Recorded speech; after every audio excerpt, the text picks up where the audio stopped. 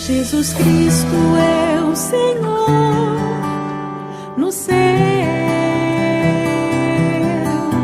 na terra. Hermanos, como nosotros hablábamos en nuestra introducción a esta carta, realmente la exposición de una carta tan fuerte no es una exposición agradable.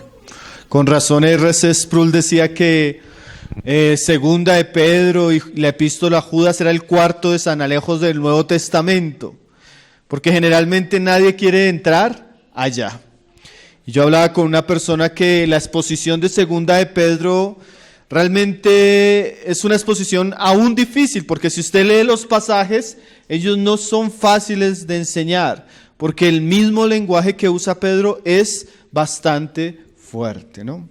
Ahora, como hemos visto, esas cosas que son fuertes a veces son necesarias. Entonces, gracias al Señor por su palabra. Hoy estaríamos en nuestro tema número 15 y ya comenzamos a hablar un poco de las características de los falsos profetas. Las veces pasadas estuvimos viendo su obra, cómo ellos introducen herejías destructoras, su popularidad, cómo muchos los siguen. También vimos su condenación, que no se duerme, no se tarda. Y el último domingo veíamos 3 ejemplos que Dios muestra en este pasaje para mostrarnos la ira certera de Dios en generaciones pasadas, mostrándonos cómo los hombres en nuestro tiempo no se van a librar del juicio de Dios.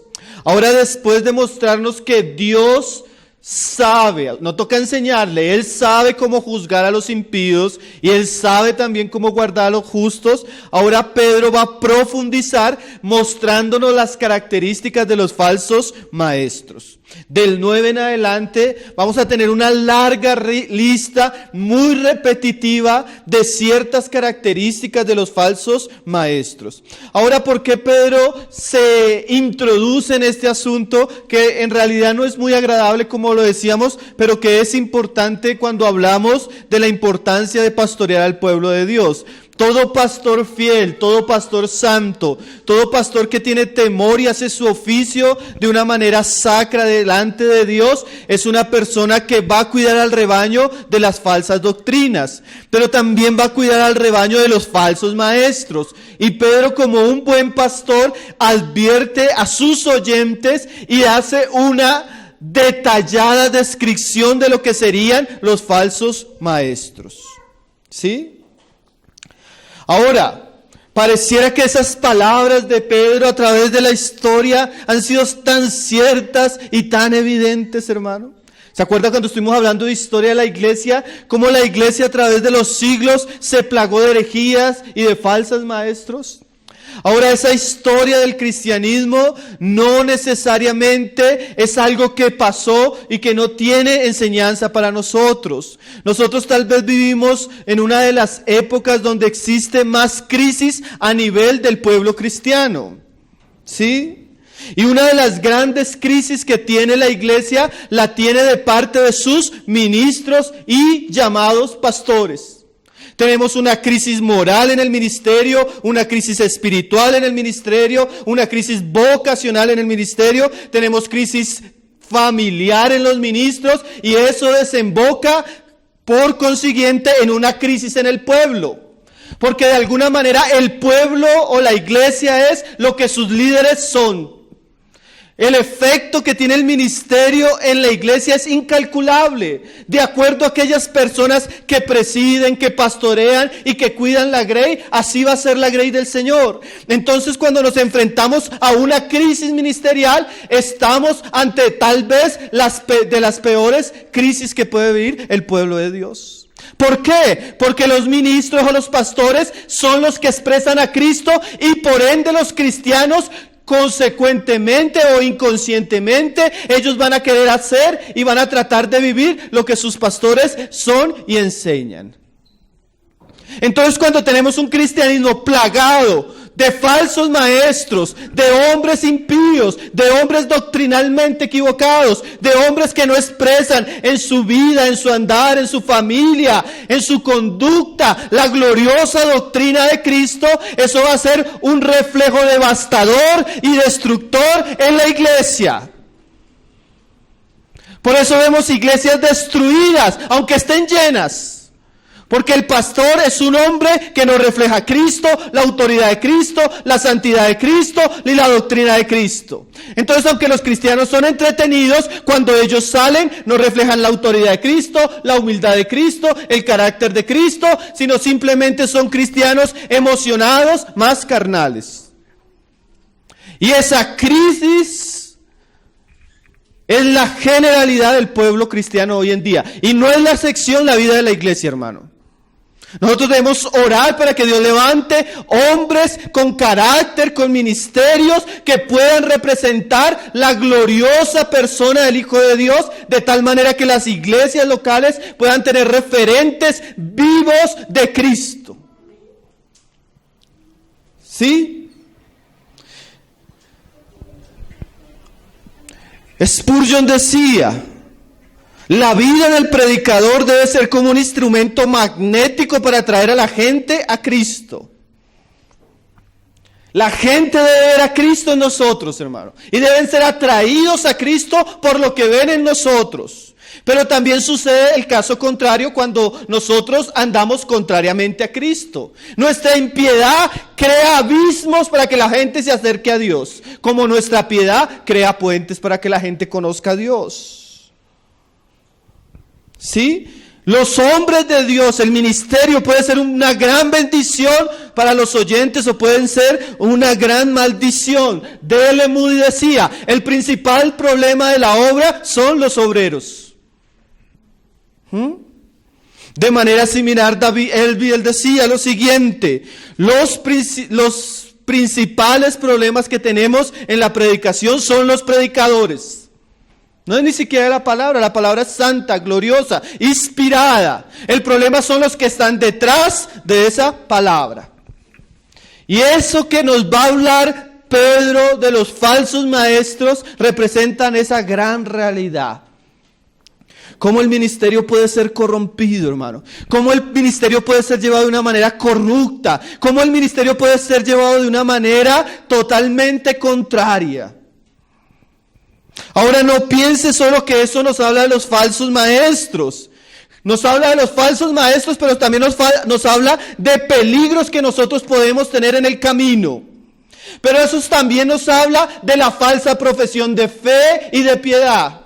El cristiano que dice que es cristiano, pero en realidad no es un cristiano, él va a conducirse como el falso maestro. Entonces esto no deja de ser una exhortación simplemente a nivel ministerial, sino para cada uno de nosotros. Entonces vamos a leer desde el verso 10, que es el pasaje que quedamos el domingo anterior, y vamos a comenzar a considerarlo. Dice: y mayormente a aquellos que, o sea, ese juicio que viene anunciando Pedro es para todos, pero hay unos para los cuales es mayormente.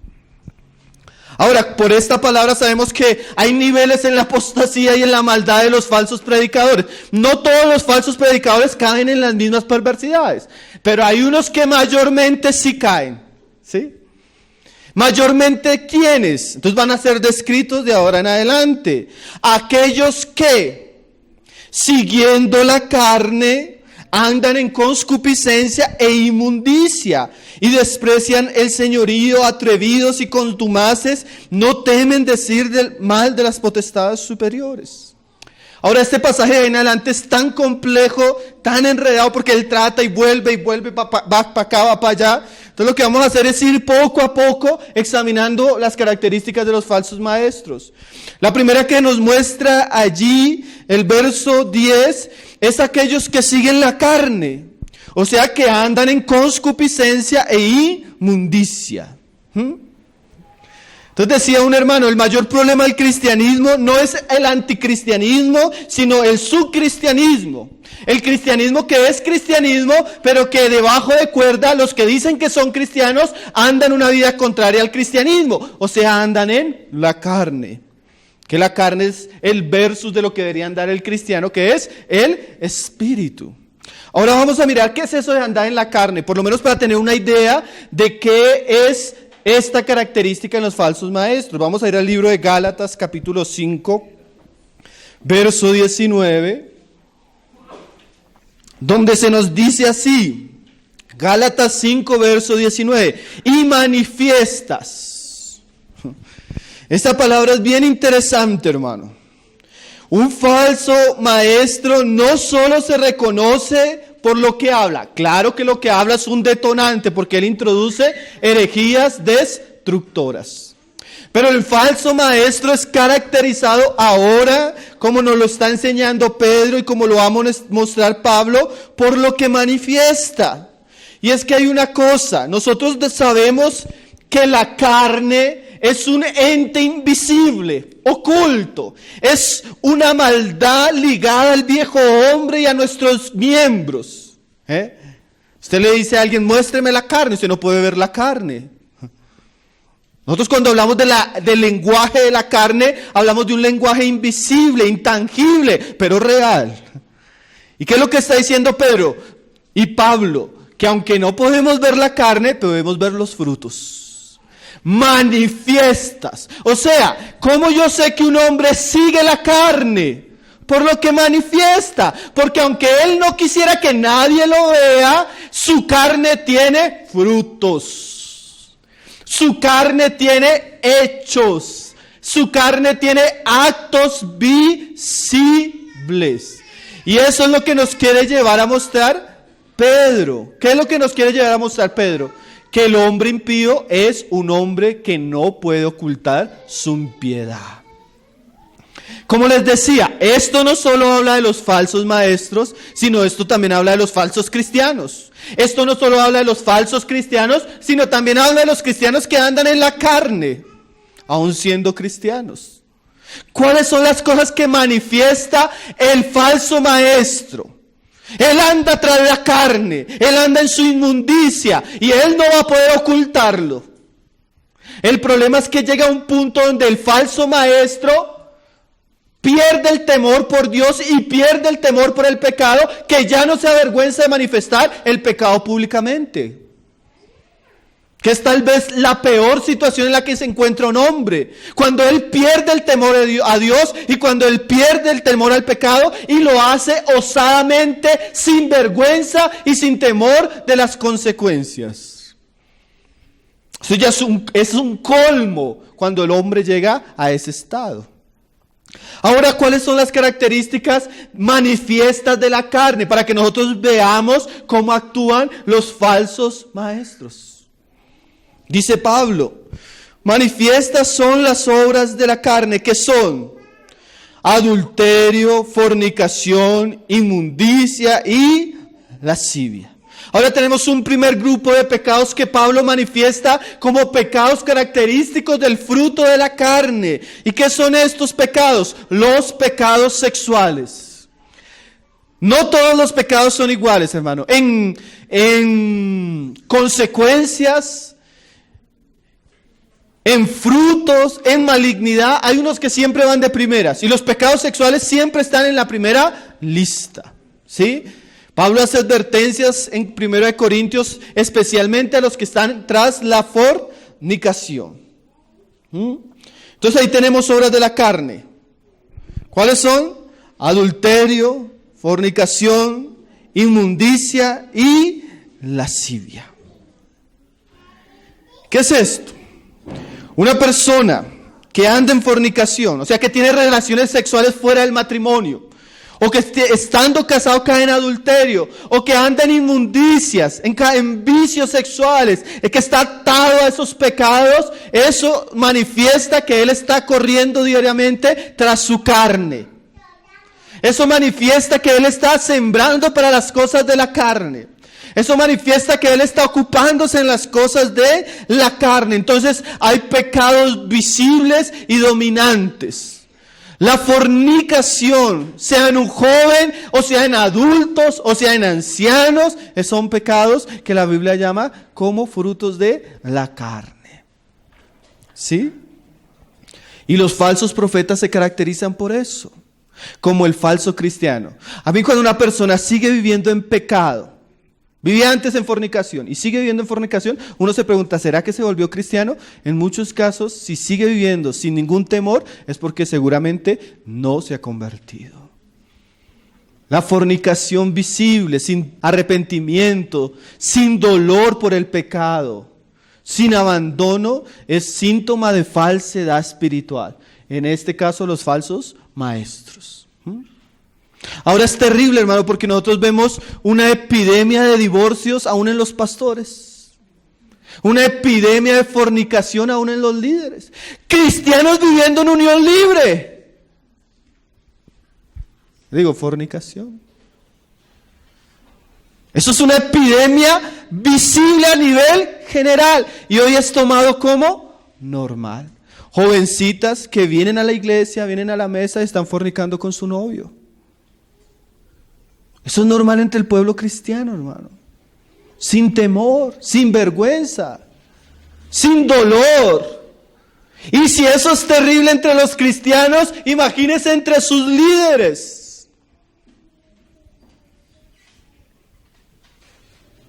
El hermano Hernández Díaz contaba el testimonio de un hombre que cuando él llega, comienza a ministrar en esa iglesia, se le acerca al hermano. Ya había tenido una disciplina porque había caído en fornicación con una hermana en la iglesia. Y se le acerca y le dice, hermano, necesito una consejería. Él le dice, cuéntame. Él le dice, hermano, hay una muchacha en la iglesia, ya casado, que me está gustando. La chica canta, la chica es espiritual, y yo me siento atraído hacia ella. Y le dice, hermano, comienza a explicarle que eso es pecado, que él tiene que exponer ese pecado, que él tiene que abandonar esos deseos de su carne. Y el hombre comienza a llorar. Y el hermano piensa que hay un síntoma de arrepentimiento y tristeza. Cuando después de llorar el hombre medio puede hablar, le dice, hermano, pero es que la quiero tanto.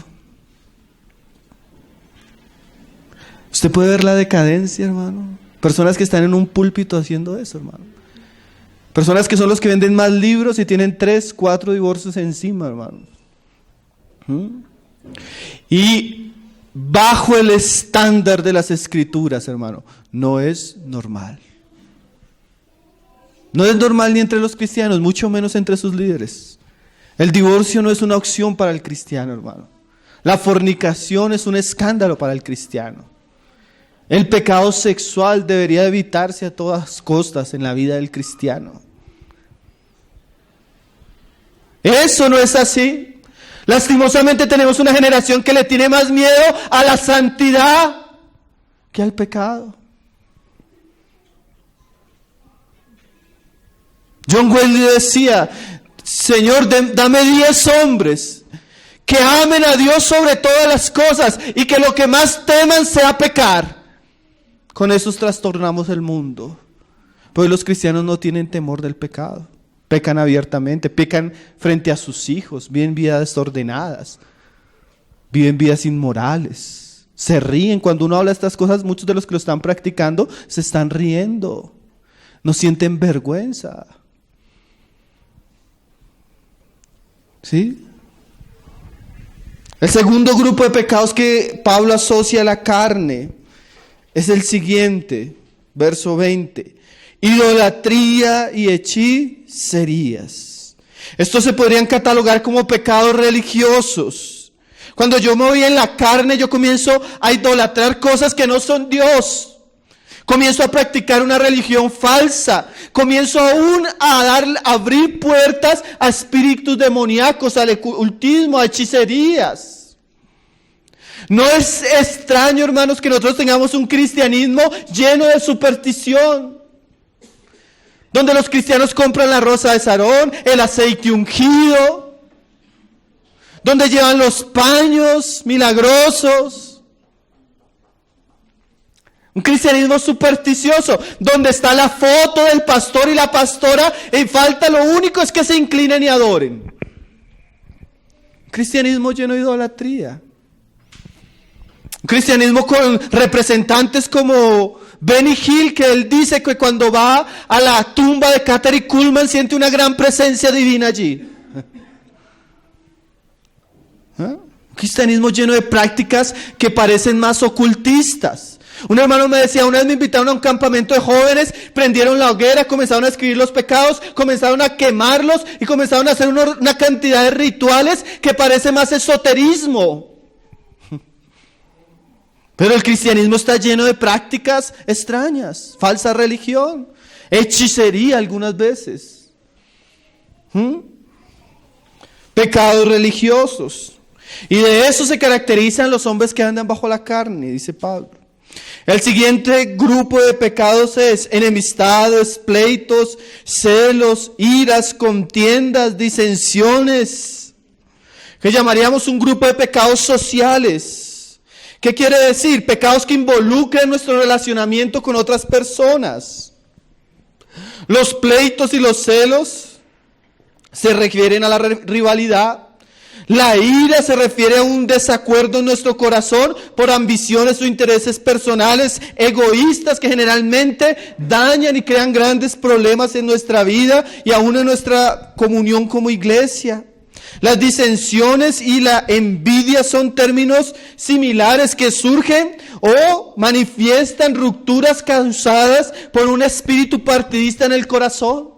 Entonces generalmente el hombre que está en la carne es un hombre problemático. Él tiene problema con uno, él tiene disensión con otro, él anda irado, él anda amargado, él anda en conflicto con uno, él anda en conflicto con otro. ¿Por qué? Porque eso es un sello de la carne. Ayer hablábamos, el hombre de Dios tiene que ser compasivo. El hombre de Dios no puede ser una persona airada, sino misericordiosa. El hombre de Dios no es un tirano. Aunque sea el pastor, él no puede ser un tirano, él debe ser un servidor. Él no debe ser orgulloso, sino humilde. Él no debe atemorizar las ovejas, sino pastorearlas. Él no debe golpearlas, sino sanarlas. ¿Sí? Entonces todos esos pecados sociales, como decía nuestro hermano, son características de que nosotros estamos en la carne.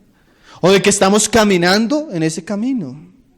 Y por último, ahí en el 21 podríamos hablar de otro tipo de pecados, pecados personales. Cuando dice borracheras, orgías y cosas semejantes a estas. La palabra para orgías sería más bien glotonería. Esa palabra orgía está más relacionada con los pecados sexuales.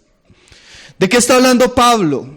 Pablo está hablando que la persona que anda en la carne, él no tiene control de sus pasiones. Entonces él se entrega al vino, a la borrachera y a los placeres que le da el alcohol. Él se sumerge como un animal, como una bestia en esos placeres. Y el otro se sumerge como una bestia en la comida, glotonerías.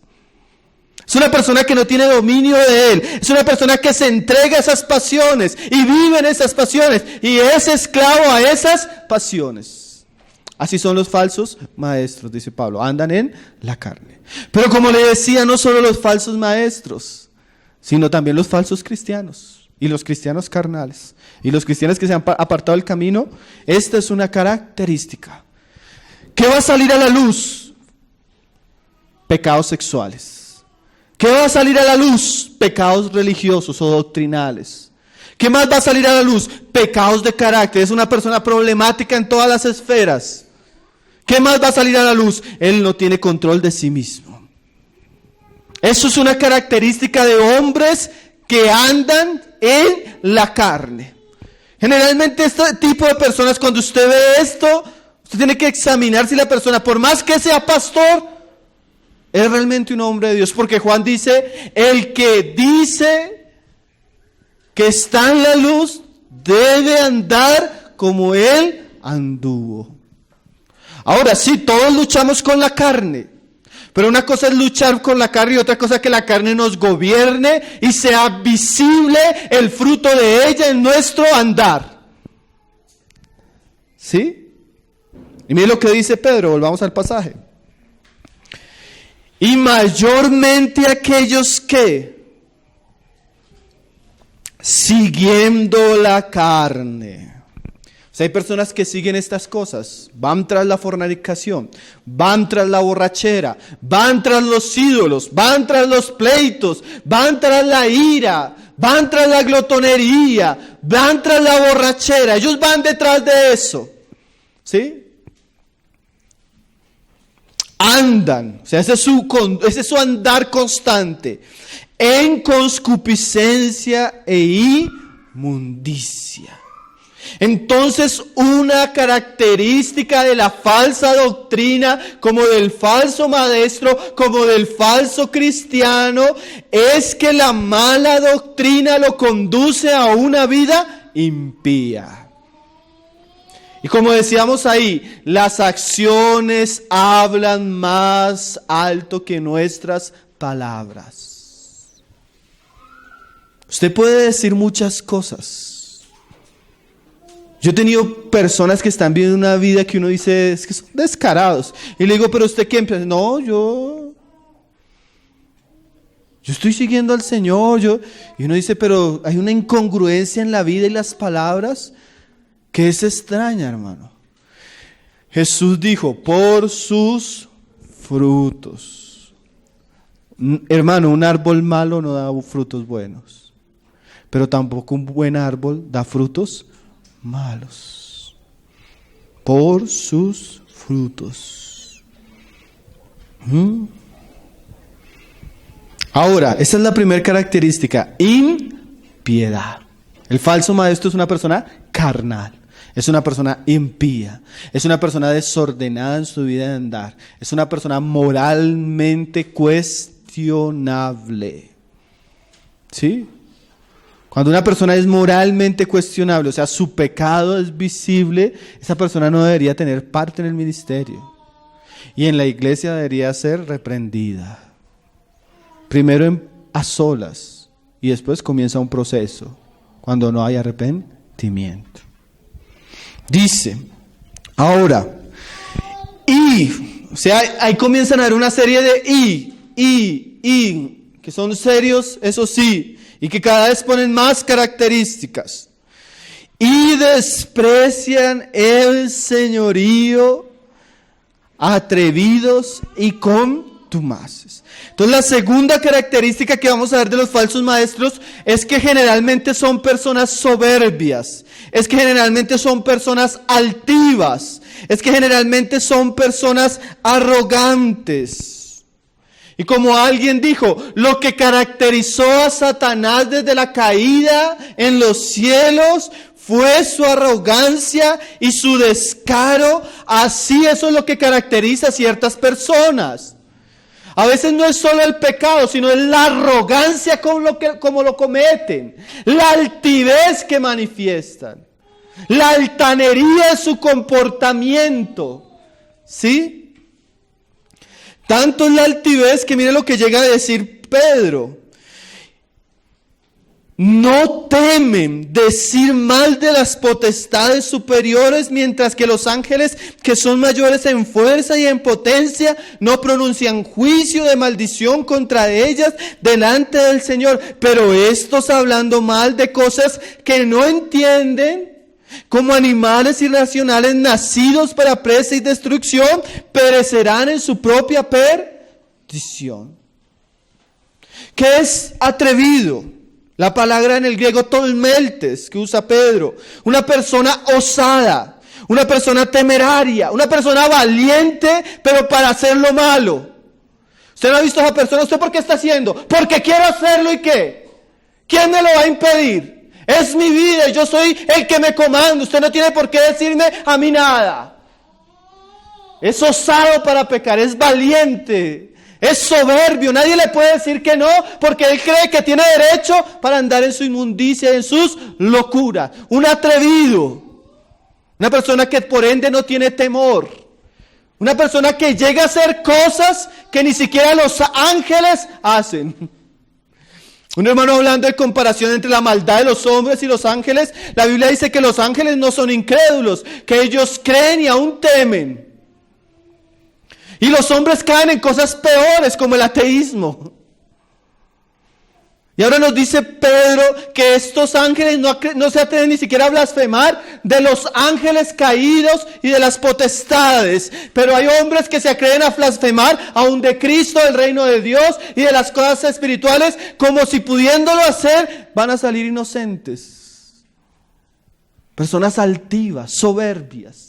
Eso es una señal, hermano, de malignidad.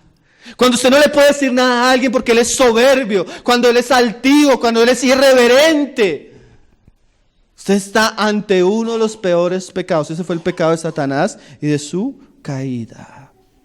Esa es una regla generalmente en los hombres impíos, especialmente en los falsos maestros.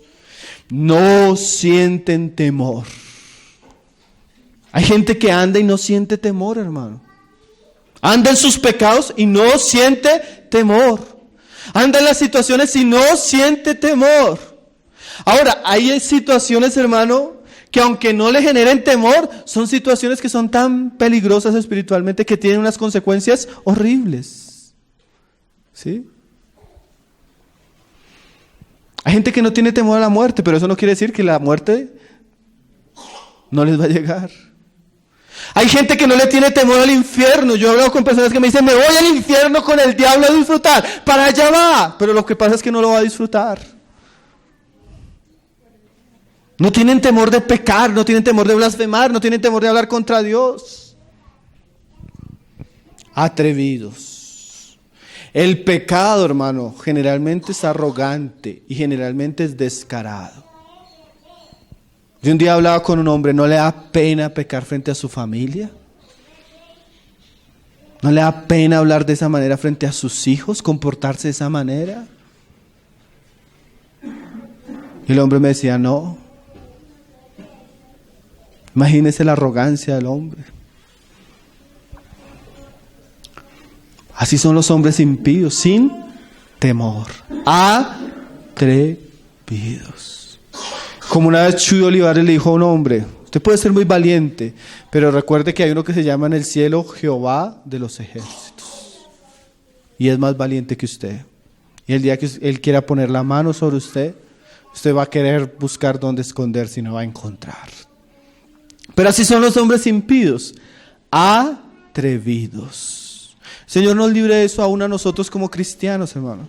Yo veo a veces jóvenes que son muy atrevidos, hermano. Yo veo a veces hermanos que en momentos deberían guardar silencio y son atrevidos con sus palabras, con sus actitudes. Eso es una evidencia de la carne, hermano. Es una evidencia de oscuridad. El principio de la sabiduría es el temor a Jehová. Personas que no saben de las cosas y hablan. ¿Usted no ha visto? Personas que no conocen el tema y opinan. Son ignorantes.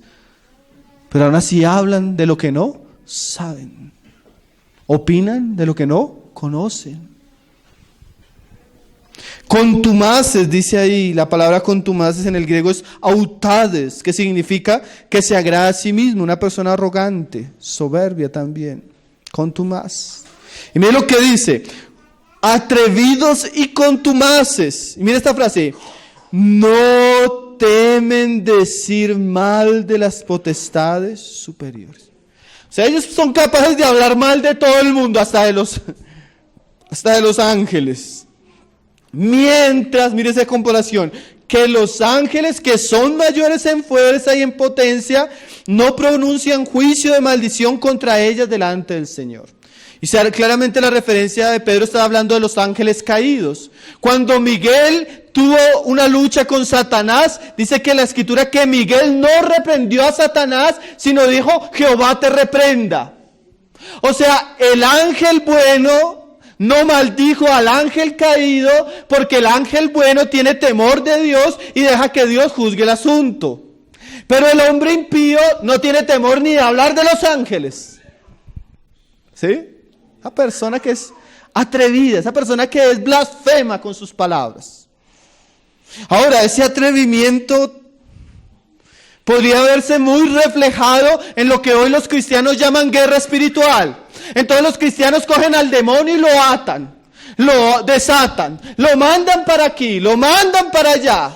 Le dicen cuanta sandez se les aparece en la mente. ¿Se ha visto esa guerra espiritual? Hermano, esto no es guerra espiritual, no se deje engañar.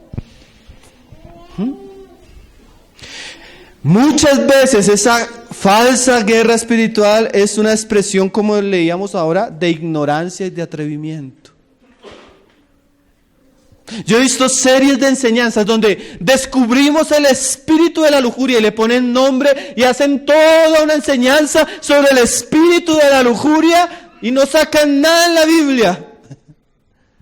Una guerra espiritual ahí como extraña, ¿no? A veces el cristianismo hoy en día habla más de demonios que de Cristo, que de Dios, que del Evangelio. Y las reuniones es reprenda y reprenda. Y duran un año reprendiendo el espíritu de alcoholismo que está en la cantina del frente y la cantina sigue prosperando. Parece que el nudo no es suficientemente fuerte para atar a ese demonio. Hermanos, eso son prácticas cristianas vanas, superficiales, y muchas veces llevan a los cristianos a ser atrevidos. Yo conocí una mujer que entró a una denominación y se entró al Ministerio de Liberación. Entonces el Ministerio de Liberación era un grupo capatado con un capataz líder que llevaban el aceite ungido y iban ungiendo la casa de los cristianos que sentían que había presencias. Y un día fueron a ungir un apartamento. Y en ese apartamento parece ser que habían unos demonios, hermano. Y la mujer comenzó a ungir y a hacer sus rituales cristianos de liberación ahí, hermano, y la mujer salió atormentada. De ahí en adelante un espíritu no dejó de atormentarla. Un día le prendió fuego a su apartamento. Tuvo varios intentos de suicidio y hoy está en un manicomio. Usted no puede ponerse a jugar con cosas que usted no sabe ni conoce. Donde los mismos ángeles ni siquiera van a atrever a meter la mano, a veces los cristianos se meten. Hay una guerra espiritual, claramente, pero no es como hoy en día se conoce. No es con las armas que hoy en día se pelea. Pero esto lo han propiciado falsos maestros que atrevidos y contumaces. Imagínense, es que usted póngase a pensar. Apocalipsis dice que cuando el Señor venga, Él va a juzgar a Satanás, al anticristo, al falso profeta, a Satanás y a sus ángeles. Y que van a ser echados y lanzados en el fuego. Ahora, ¿qué autoridad tiene un pastor para atar y echar ángeles al fuego? Encarcelarlos, enviarlos al abismo. Esa es una autoridad que le pertenece ¿a quién? Solo a Cristo. Y que tiene un tiempo para ser hecho. Entonces a veces nos ponemos en el lugar de Cristo a hacer cosas que solo Cristo en su autoridad podría hacer. Pero lo que está tratando Pedro, ¿qué es? El atrevimiento de estos hombres, la osadía de estos hombres, ligada a la ignorancia, porque generalmente la falsa piedad está acompañada de ignorancia doctrinal. ¿Por qué las personas caen en eso? Porque no tienen una doctrina sólida, bíblica. Entonces cuando llegan los vientos de Estados Unidos con sus falsos apóstoles, la gente lo cree. ¿Sí? Yo leí un comentario, dicen muchos falsos profetas modernos en los sectores extremos del movimiento carismático hacen con ligereza sus fortunas, supuestamente atando y condenando a los demonios, como si tuvieran poder sobre los tales. Kistemaker, él dice lo siguiente comentando este pasaje: solo los tontos se apresuran a ir a lugares donde los ángeles temen pasar. A veces los ángeles de Dios evitan cuidadosamente levantar acusaciones contra Satanás y sus ángeles, entregando esta responsabilidad a Dios. Mas hay otros que están decididos a enfrescar una guerra, la cual Dios no les ha mandado. Dice en el 12, pero estos, hablando mal de cosas que no entienden. Ahora, generalmente una persona para ser maestro, para ser profeta, debe generar una expectativa de que él tiene cierto conocimiento. Porque si no la gente no le seguiría, ¿sí? Cierta revelación, cierta visión. Lo que pasa es que el conocimiento que tienen los maestros de nuestra generación fue el sueño que tuvieron en la noche anterior. Hermanos, tuve una visión, soñé esto. O sea, no es un conocimiento bíblico, sino muchas veces un conocimiento fruto hasta de su imaginación o de su corazón engañoso. Pero generalmente la falsa doctrina está ligada a la ignorancia, hermanos. La ignorancia bíblica. Por eso nosotros insistimos y hemos estado hablando bastante, y Pedro comienza en este capítulo, en el 1, añadid a vuestra fe. Y entre las cosas que debemos añadir, ¿qué es? Conocimiento. Porque cuando usted no tiene un conocimiento bíblico y sólido, usted fácilmente es ¿qué? Engañado. No es lo único, pero definitivamente el cristiano debe preocuparse por tener un conocimiento bíblico. Y dice, pero estos hablando mal de cosas que no entienden, se comportan de cierta manera. ¿Cómo se comporta una persona que no tiene un conocimiento claro, sino que anda entrometiéndose en cosas que Dios no lo ha mandado? Como animales irracionales. Un animal, a diferencia de los hombres, que tal vez esa es la gran diferencia entre los animales y los hombres, es que el hombre fue hecho a semejanza de Dios, por ende Dios es inteligente y le dio la capacidad al hombre de ser inteligente. Le dio la capacidad de razonar, le dio la capacidad de comunicarse, porque él iba a ser semejante a Dios, o sea, iba a tener un relacionamiento. El animal no, el animal es un ser creado con instintos. Él vive por instintos, y esos instintos le ayudan a procrearse, a alimentarse, y le ayudan a su propia supervivencia, ¿sí? Pero ellos no razonan, ellos no meditan, ellos no analizan, ellos viven solo por impulsos. Ahora dice Pedro que el hombre impío es como un animal. ¿Vive por qué? Impulsos. O sea, no usa la razón, no usa la conciencia, no medita, no piensa, no ve las consecuencias. Él, lo que le atrae, a él va.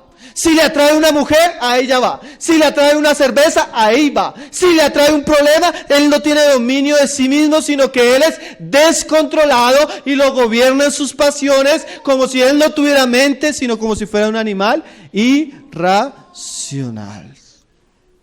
Qué palabra tan fuerte, ¿no? Nosotros debemos tener cuidado, hermano. Nosotros tenemos pasiones, pero ellas no nos deben gobernar.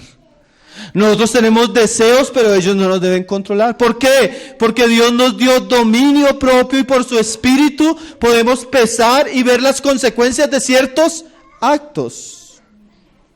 ¿Sí? Ahora, John MacArthur decía que una de las características de los animales irracionales es que ellos hacen parte de un ciclo donde ellos se alimentan y viven para ser una presa más de ese ciclo. ¿Sí? Ellos hacen parte de una cadena alimenticia. Ellos no tienen propósito, ellos comen y todo para ser presas. Y así él está diciendo Pedro de los falsos profetas. Ellos hacen parte de una cadena alimenticia de impiedad que sirve solamente para destrucción y ser presa. Qué cosa seria, ¿no? Mientras unos vamos para la gloria, otros están viviendo en una cadena alimenticia para ser presa de la carne, del pecado y de la maldad. Dice, como animales irracionales nacidos para presa y destrucción, perecerán en su propia perdición. Sproul decía esto. Cuando la verdad es distorsionada o negada, cuando la verdad de Dios es reemplazada por la falsedad de la herejía, entonces estas situaciones conducen inevitable y necesariamente no solo al error doctrinal o intelectual, sino sobre todo a profundos estados de corrupción moral.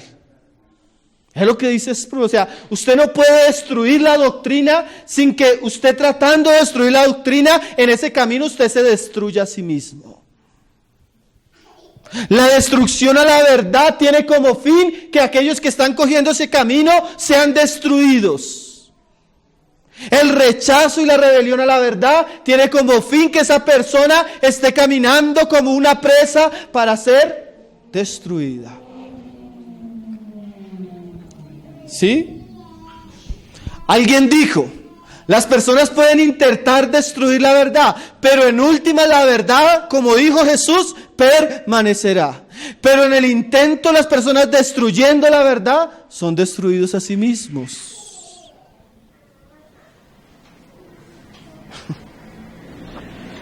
Hermano, usted no puede destruir la verdad del Evangelio. Usted no puede destruir realidades tan gloriosas como que Jesús es el Señor. Usted no puede destruir realidades tan históricas como que Jesús murió y resucitó y que envió su Espíritu y que está edificando su iglesia y que Él va a venir. Usted puede darle la espalda, ser atrevido, ser contumaz y rebelarse contra eso. Y lo único que va a encontrar usted al rebelarse contra eso es su propia destrucción. ¿Sí? Pablo decía algo así. Imagínese el vaso rebelándose contra el alfarero. Yo veía a la gata que en estos días vi un gusano. Entonces la gata cogía al gusano y le hacía así. Y el gusano apenas se volteaba y pataleaba y trataba de huir y la gata medio se movía y lo movía otra vez. Hermano, ustedes y yo somos peores que gusanos delante de Dios. ¿Usted cree que puede burlarse de Dios y va a salir airoso? ¿Usted puede creer rebelarse contra la palabra y va a terminar bien? Eso es una gran mentira que Satanás a veces le da a las personas. Nunca, hermano, que nosotros caminemos por el camino del pecado, la rebelión, nos va a ir bien, hermanos. Dios es el Señor de señores, hermano. Es Dios y nosotros criaturas. Y cuando cogemos un camino como esto, realmente nos volvemos presas de la destrucción.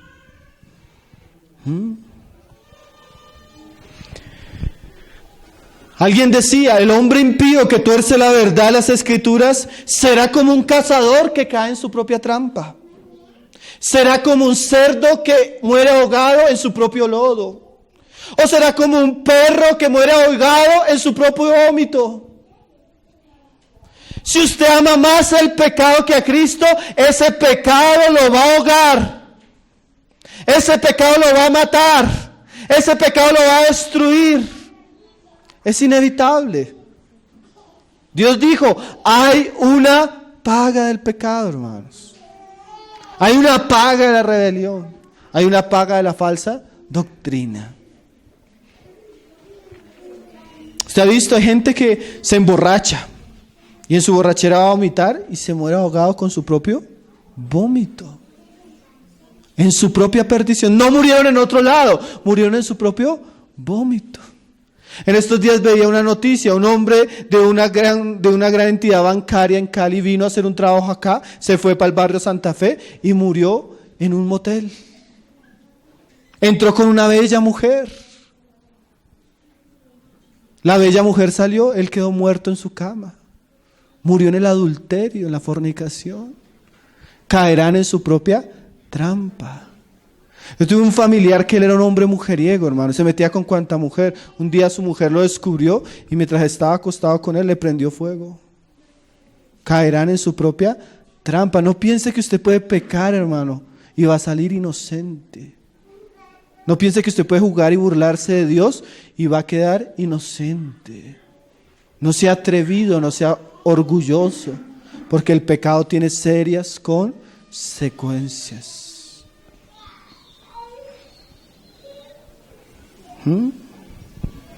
El problema de los falsos maestros es que antes que ellos caigan en su propia trampa, están arrastrando a muchos, hermano. Y ese arrastrar a muchos es todavía peor, porque el Señor dice, ay de que aquel que hace tropezar a uno de mis pequeños. Muchos en sus locuras y en su pecado no solo van directos ellos a la cloaca, sino que van arrastrando como un carro sin horizonte lo que está delante de ellos. Y van a ser culpables por lo que arrastran en su camino.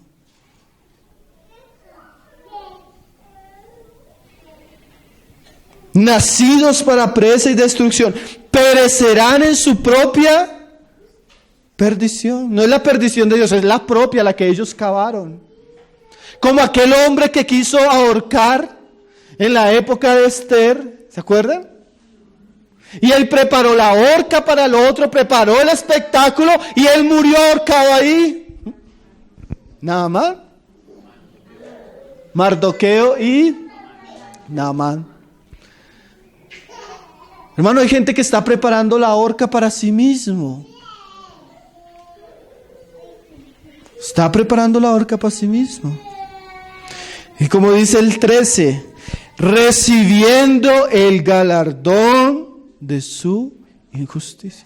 O sea, en algún momento las personas van a recibir el galardón ¿de qué? De aquello que ellos hicieron.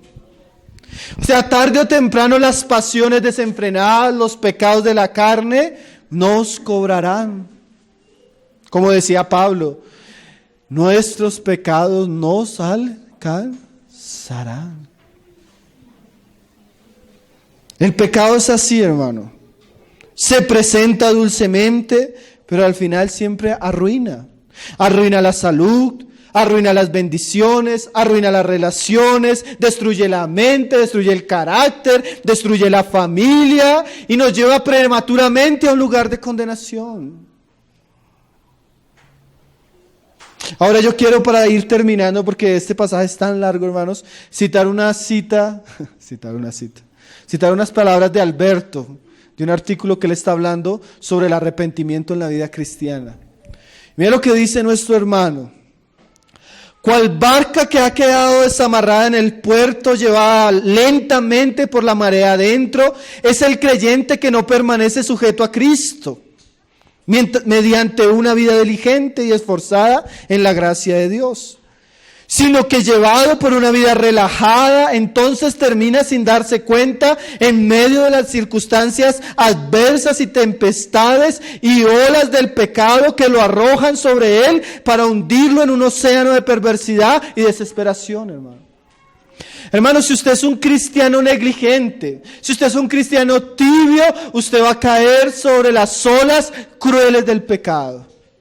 Usted no puede vivir la vida cristiana relajadamente, hermano. Yo me he sentado a escuchar testimonios de los pecados que usted no se imagina y los cometieron cristianos que en su comodidad no se congregaban, no oraban, no leían la palabra, no se santificaban, no obedecían a Dios, y esa actitud de comodidad los fue llevando como una barca hacia el mar, hacia el pecado, y cayeron en cosas horribles. No sea superficial, hermano. No sea descuidado con su vida cristiana. No sea tibio, hermano, porque a los tibios tarde o temprano se les vomita. ¿Y qué es lo que pasa cuando caemos en una esclavitud al pecado? El pecado nos cobra y tiene consecuencias.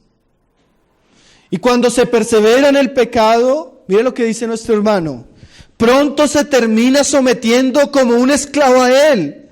Pronto nuestros pensamientos, nuestras ocupaciones, nuestro tiempo libre, nuestras fuerzas, todo estará girando y sometido al pecado.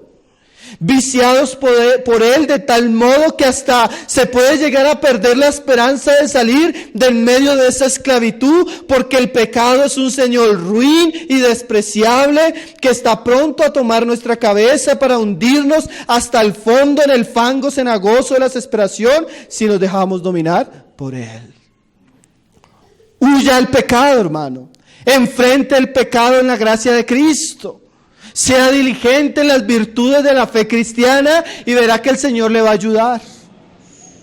Mas, hermanos, una vida de impiedad es una característica de un falso cristianismo, como es una característica de falsos maestros. Mi oración y mi ruego es que el Señor levante una iglesia santa, hermano. Es que usted pueda vivir de acuerdo a lo que cree. Es que usted sea congruente a la palabra que recibe. Es que usted sea temeroso, santo, espiritual. Mi oración es que usted, como decía Lutero, ¿verdad? Yo a veces me propongo eso. Una de dos: usted va a odiar el pecado o nos va a odiar a nosotros. Una de dos: o usted va a abandonar el pecado o va a abandonar la comunión. No crea que lo vamos a dejar tranquilo mientras usted vive en ese tipo de vida. Para eso Dios nos puso, para advertirnos cuál atalayas de las consecuencias que tiene la maldad. Ahora, yo hallo muy providencial, hermano, que Dios permita que estudiemos una carta como segunda de Pedro en estos días. Hallo muy necesario un mensaje como estos. Un mensaje que retiñe los dientes, pero que también puede despertar la conciencia. Para que no sigamos viviendo de la manera liviana y superficial que tal vez hemos vivido. Dios tenga misericordia de nosotros. Siempre en Cristo, hay una posibilidad para volvernos a Él. Dice que el hijo pródigo, deseando comer la basura de los cerdos, él entró en sí y dijo: en la casa de mi padre sobra el alimento. Usted no tiene por qué estar mendigando las porquerías de la carne y de este mundo, cuando en la casa de su padre hay gran alimento. El placer que produce el pecado no se compara con el verdadero placer que produce seguir a Cristo y amar a Cristo. La santidad, la piedad tiene frutos gloriosos para el alma, para las familias y aún para la sociedad. Solo los locos, solo los necios, solo los insensatos se lanzan en una vida de pecado sin temor, hermano. No sea necio, no sea loco. Escoja vivir para Cristo, seguir a Cristo y amar a Cristo, y recibirá grandes beneficios para su alma. Ao leão de Judá.